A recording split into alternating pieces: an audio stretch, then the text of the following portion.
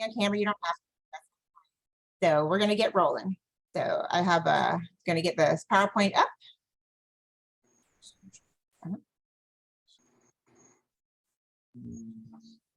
Come in just 1 second. Oh, she is. Okay. Go. I gotta get it to fit the screen. There we go. Push start. I have a tech guy helping me, so just 1 second.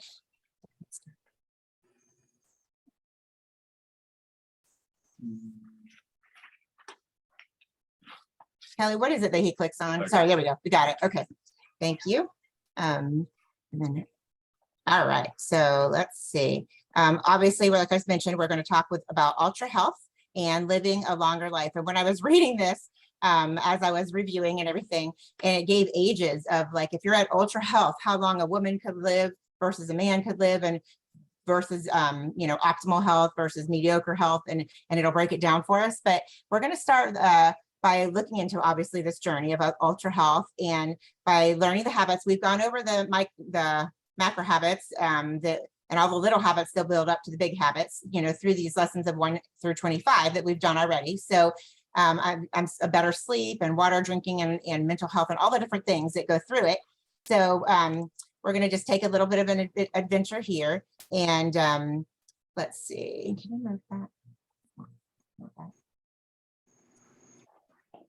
Sorry, I got little people over it. So for Dr. A, it says, you know, the state of UltraHealth is obtained by making the decision to play full out with all you have and to organize your life and your daily choices around what's best for your physical, mental, and social well-being. So when you get to your goal, it's not just about, you know, oh, okay, now I'm at my goal, my journey's over.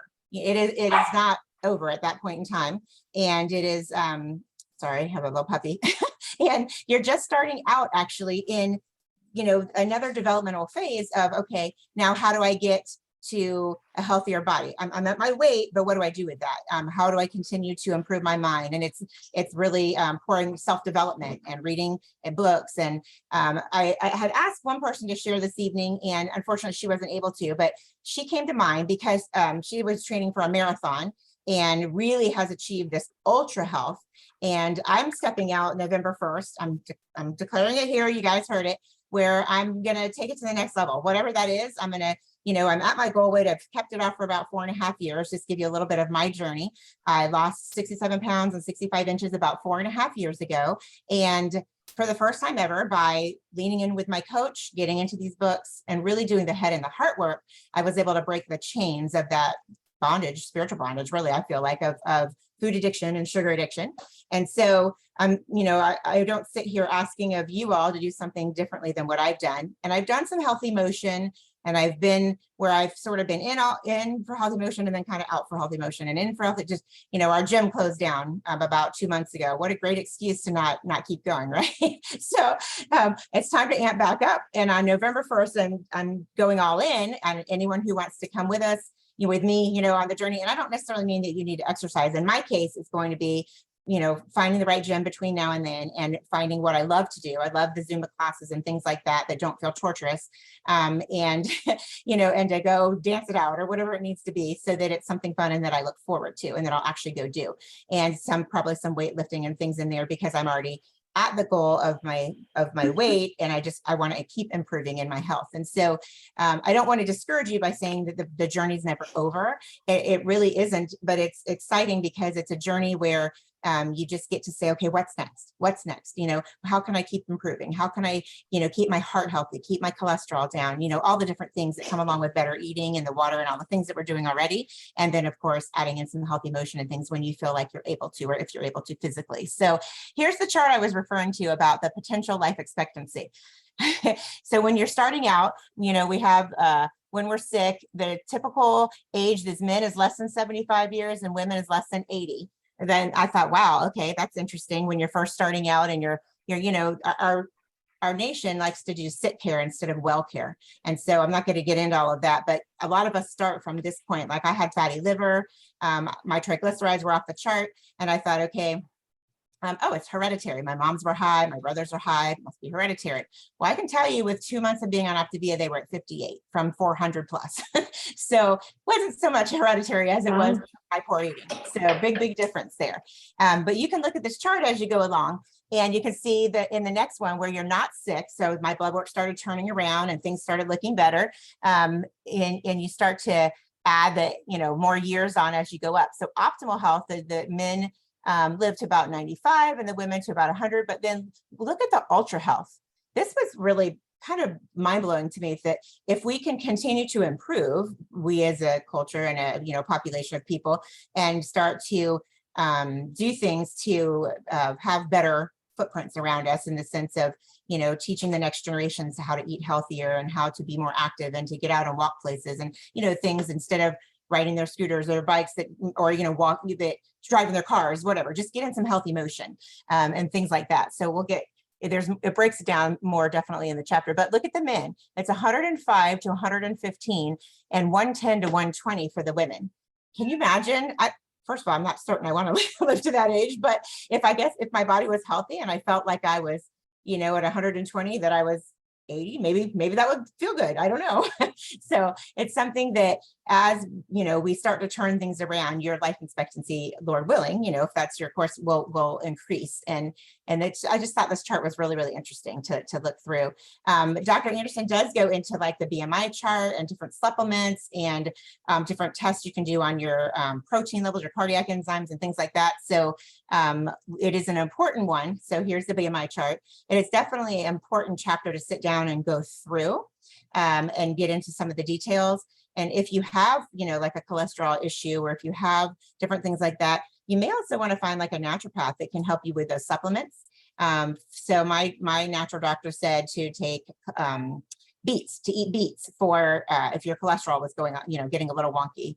And I don't like beets. So that's a thing she made a suggestion to me, and I'm not a doctor and I don't play one on TV. So you talk to your physicians first, but it was just to give you an example, is there are other supplements you can take. Like I do a cholesterol red. So it's the same thing, but I take that to keep my cholesterol healthy. It's just a supplement. And so, like vitamins and nutrients. So there are a lot of different things out there that, getting with the right physicians that want you to heal internally, you can actually really benefit from all different things. With my fatty liver, when I was first starting, I had just met her and started with her, and she put me on a supplement for that as well. And it flushed it between jumping on Optavia and losing the weight, and then also doing a little liver cleanse supplement type of thing. Then it went right away. Very first, 2 months in, and when I had my labs done for the triglycerides, the liver was already taken care of as well. So here's the BMI chart. You can kind of look through and see where you are, where you fall, where you should be, and where you are now. And I thought it was interesting. Kelly and I were talking earlier, and about how with the male, it's less than 12% body fat, and females at 17 to 22%. And I can tell you that I'm not there yet at the 22% by any means. And there are scales out there that your coach can probably, refer to you. We've gotten them on Amazon, and they do tell you like your water and your muscle mass and your body, fat and all of that kind of thing. They seem to be pretty accurate. We've had in-body scans done, and I've compared them to the scale that I, have here, and they're pretty similar, pretty accurate that I found.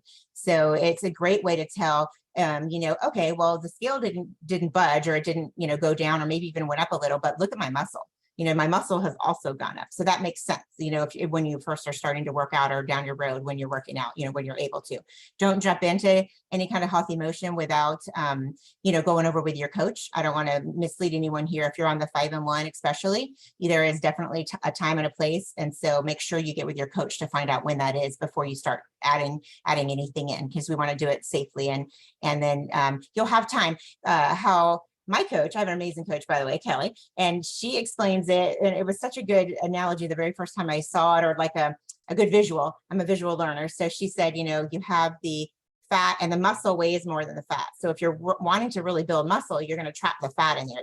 It can't really get out or release itself. So shed the fat first, and then start building the muscle and toning later down the road. And so make sure you plug in with that, with your coach as you're going along. Okay, so then The areas to focus on, you want to obviously focus on your dietary optimization, which you're doing. You're going through the plan. I can encourage you very strongly that when you get to your goal, make sure that you connect with your coach and walk out transition. Go through transition. That's where you're weaning off of one fueling at a time and you're adding back in one food group that you haven't been having at a time. And it's a really great way to tell how your body's doing with all of those things. So I'll give you an example. When I was transitioning and I was adding back in the dairy, which we hadn't been having, and I added in cheese specifically. I love cheese, right? I'm a recovering cheeseaholic, I guess. And I used to put it on everything. And when I have cheese, I would see in that week when I was only adding cheese, dairy back in, that each time that it happened to be cheese, I would pop up on the scale. So I learned about my body that week that, when I get to my goal and I'm optimizing my food and my health, that I need to pay attention to that I don't need to be having cheese on everything all the different days and many days a week, that a time or two in a small amount, reduced fat, whatever, low fat would be ideal for my situation. Kelly learned that hers was fruit. So each time that, she would add fruits in, she would see that too. So this is when you get through the dietary optimization, making sure when you get to your goal that you really walk out transition. Most people, they feel, or a lot of people, I shouldn't say most, but some people feel like, oh, I got this. I know what to do. I totally got this. It takes 3 or 4 weeks to wean off the fuelings, and it is so worth what you can learn out of it. And if you stop all at once, and then you just have all the foods you haven't been eating all at once, you're going to shoot right back at that scale. So making sure that you're starting off by this optimization in the dietary realm, and we're already doing that on plan, and we're going to walk it through transition. And then your movement, obviously, as you're able to in your journey, and you got to know your limitations. If you have any medical reasons why you can't, obviously, clear it with your doctor first. But the movement enhancement you want to definitely do, and then your brain health. That's the supplements, and that's reduced stress, and there's all different things that he lists about how to get the healthier brain health. And so when I want you to do a deeper dive into this study, but there is a lot that he has put into the element that I don't have enough time. Unfortunately, we didn't have enough time to go through this evening and still save time for what we want to accomplish this evening, and giving you all time to give us some feedback in the sense of what's a takeaway and what have you learned. But these are definitely the 3 areas that you want to really focus on at the end, and that you can keep optimizing in. The brain health is also, like I mentioned before, diving into books where you're just wanting to learn, like craving more things of how do I become a better leader, or how do I manage myself. Those are the types of things of setting intentional goals. And, when you have dreams and things that you're shooting for, is getting up each day and feeding your body and feeding your brain and your health, emotion, and all of that as though you've already accomplished those dreams. So, you're going to act as though you are that person. What would Noelle do if I was at my healthiest in my emotion and my healthiest in my body and my brain health? How would that Noelle be behaving every day? Like, what would she be doing? And so now, because I have a clear picture of what I want to accomplish and what that needs to look like, I'm taking those steps currently each day. The days, especially like over the weekend, I did not feel like getting up and getting moving. I care for my mother-in-law. She has dementia. My husband's been out of town. I could give you all the details. We have a new puppy, so on and so forth, and haven't had a lot of sleep. So the last thing that I wanted to do was get up and show up or whatever. But this is where that pouring into that brain health and getting into routine and setting those expectations and knowing your clear goals really pays off, because you can. I reminded myself of that, and I have things around my home that of like a vision board that we've made, and just different things like photos of what I looked like when I was muscular and strong, and things that remind me of why I'm doing this and why, and who I'm doing it for. Starting out with gratitude each day in your heart. That's also the brain, for the brain health. That's also another thing, is getting up every day, and especially the days that you don't feel like it, and starting out with making yourself journal out like 3 things you're grateful for, or 5 things you're grateful for, whatever that looks like. So let's see, I'm going to take a sip of water real quick. And this just breaks it down some more that I was talking about, the brain health with the physical exercise also, like I said, helps to reduce stress and that type of thing. And then eating the right foods, that will omega-3s and, different things like that, that will nourish you in that way as well. So what I want you guys to do is think for a minute. And if anybody has an idea of what you're doing, if you're already this far along and you're working on improving your brain health, so that might be several of us that have already hit goal. I'm going to start with you all. If one or two of you will pop off and just give me an idea or two of what you've done or what you're hoping to do or wanting to do, because I know many of us are intentionally recommitting to improve in some area, whatever the area is, intentionally over the holidays, so that we are leading from the front into our lives, and not reacting to gaining weight and not having a plan, or getting unhealthy over the holidays. So who would like to pop off and share with us that what have you done or will be doing to improve your brain health and your reducing stress and that type of thing over the next few weeks and through the holidays? Anybody have any ideas that they've thought of?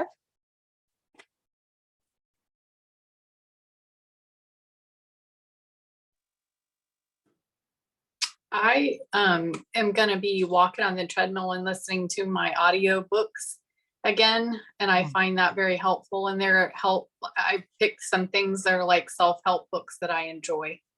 I love that. Do you have one that you've picked out that you want to start with?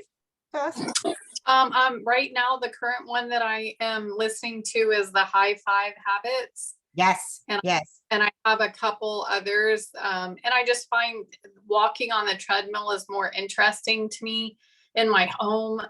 If I'm walking on the treadmill while I listen to audiobooks, because it's doing two things for me. It's keeping my mind stimulated while I'm working out. And then I don't think so much about like how long I've been on the treadmill. I love it. I yes, it's not as painful, right? When you pop in the AirPods, or with some of the gyms have the little TVs or something that you can do, whatever, those kinds of things to make it go faster, for sure. Who else has something they'd like to share? I love that. Thank you for that. Hey, Noelle, I'll share. All right. Yeah, so I finally leaned into element 7, after about 2 years on program. It was like one of the elements I was avoiding, but I did notice that the stress of clutter and disorganization and things like that in the house was really sabotaging my journey. So I would be great on vacation and great in the busyness of life, and then I would be at home and just totally fall off the wagon. So really focusing on decluttering, I've made it a priority and creating more structure in my day.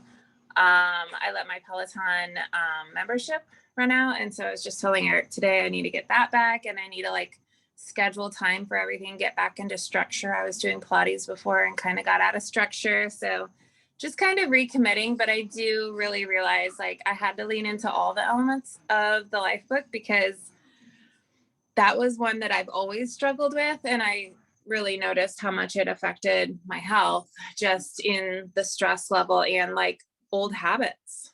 Mm-hmm. So yeah. Yes, very much so.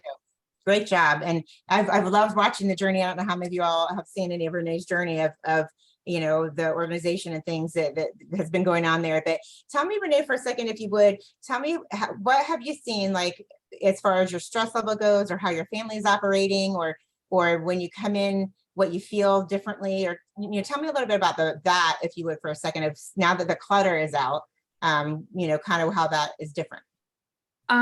Looking into the holidays, I feel more welcoming. My sister was just here for the weekend. I wasn't stressed over it. We all did karaoke. It was super fun. I mean, I just feel like I can do life more without worrying about the clutter and the mess. Also, if I'm away, either Eric or the kids are like, hey, where's this? Where's that? And I can easily tell them. So things like that is really nice. I kind of noticed that I would get frazzled. I wouldn't know where to start, because I had so many areas that I didn't have a home for everything. And so now that everything has a home, I'm a lot less frazzled. I don't know. It's weird, fuzz in my mind. And I know my dad gets a lot like that, but it's almost like a nauseous, anxious, weird feeling that when everything has a home, it's like a calmness. Mm-hmm. And it's just, you feel like you can do life more. You can invite people over more. You can, go through the holidays and have family over and stuff like that. And you don't realize what a hindrance it was before until you feel free. And then you're just like, this is what I should have done 20 years ago. So Right. we still have a long ways to go, and there's still rooms that, gradually pile up, but at least I don't feel so overwhelmed that it was almost crippling. Like I didn't know where to start. So I knew element 7 was there, and I kind of did a leapfrog over it because I wasn't ready to touch it. And so it's nice that you can go into these elements at your pace when you're ready. Yes. And really lean into them and see how they're affecting your health.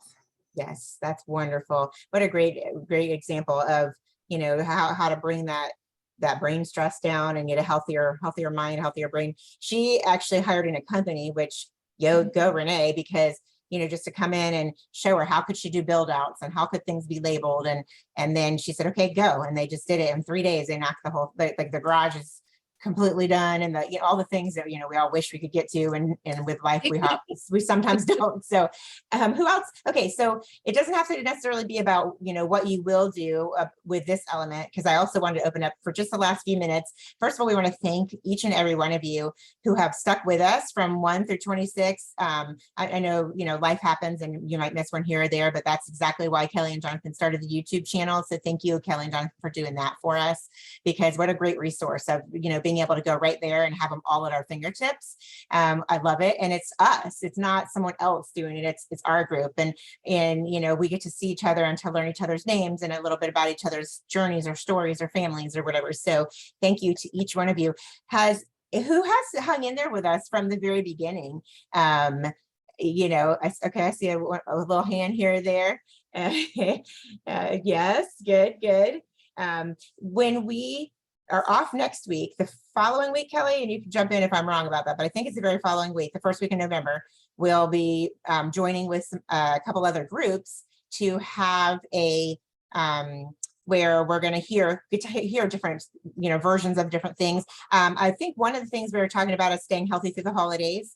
And stop me if I'm wrong, Kelly, but I think it's one of the things we talked about, perhaps even popping over into someone's home on Zoom and watching us cook a lean and green, or seeing the finished product, something to make it fun and kind of, just interesting and keep it going. So if you all have any suggestions that are positive, you can drop them in the chat or tell your coach, just pass them along to us, because we would love to meet you where the needs are. And obviously, because our foundation is our life book and our habits of health book, we want to stay true to that, and we wanted to start there. But for this next few weeks, while we have this little interim time with the other group, we're open to different things that we can put in the mix, different topics and things. But tell me, who has had there's probably been a lot, so if you can think of one, something new you learned, a takeaway that really stood out, something that helped you buckle back down on track, just any way that you've had a benefit from doing this series with us in the last 26, well, probably a little longer than that, because we had a week off, I think, for convention and things here or there. But what's something that you learned or that stood out to you or changed your journey along the way?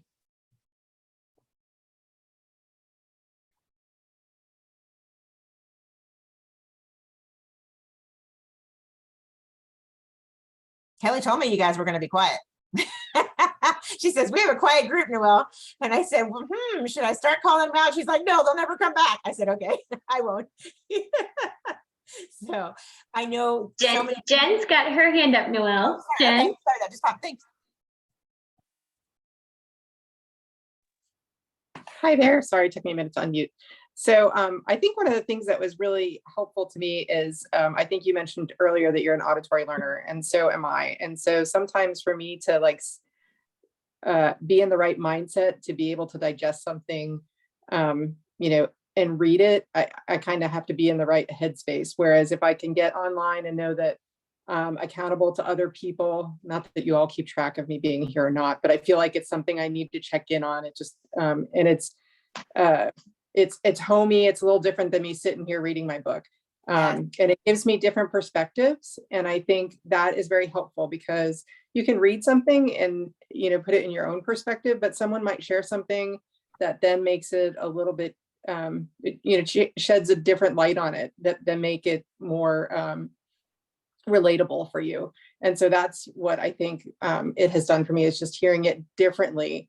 I know that one of the things that stood out to me, and I can't remember which element, so because I'm not that far along, so it's like much further out than really where I am in the book, even when I do read, but was the idea that control is something that can be a coping mechanism and not something that you need to obtain. And I suddenly had this eye-opening, like, oh, and I also then did a little bit more reading about that, and that often that's not necessarily a good coping skill. It can be a good coping skill, but it can be really kind of when you're pushing down emotions, that you're needing to control everything around you because you're not really dealing with the situation.